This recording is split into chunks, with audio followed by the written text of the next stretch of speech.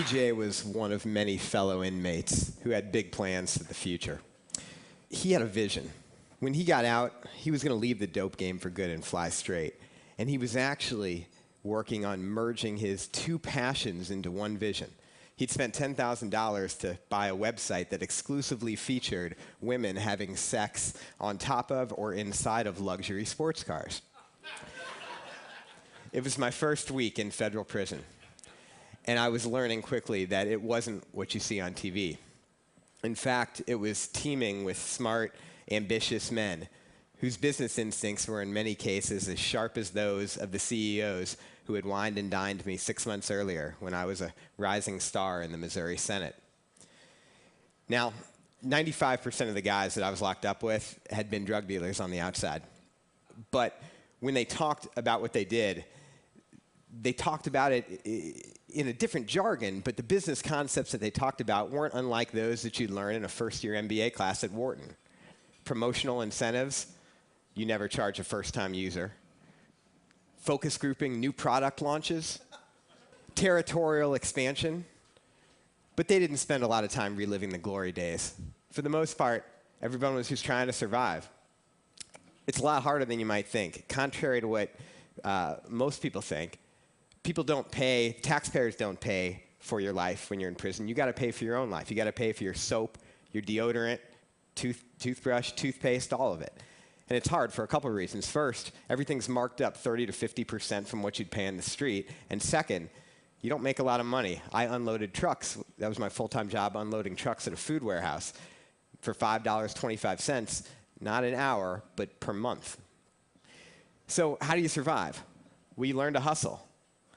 There's all kinds of hustles. There's legal hustles. You pay everything in stamps. Those are the currency. You charge another inmate to clean his cell. There's sort of illegal hustles, like you run a barbershop out of your cell.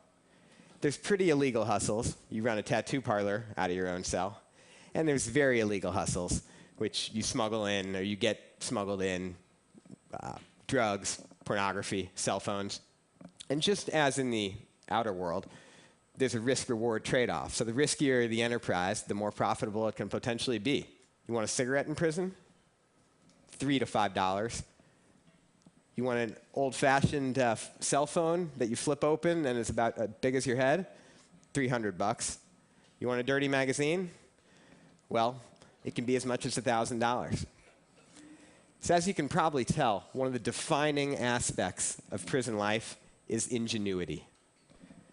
Whether it was concocting delicious meals from stolen scraps from the warehouse, sculpting people's hair with toenail clippers, or constructing weights from boulders in laundry bags tied on to tree limbs, prisoners learn how to make do with less.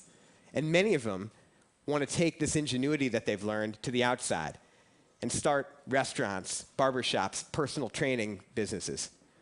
But there's no training, nothing to prepare them for that, no rehabilitation at all in prison. No one to help them write a business plan, figure out a way to translate the business concepts they intuitively grasp into legal enterprises, no access to the internet even. And then when they come out, most states don't even have a law prohibiting employers from discriminating against people with a background. So none of us should be surprised that 2 out of 3 ex-offenders reoffend within 5 years. Look, I lied to the feds. I lost a year of my life from it.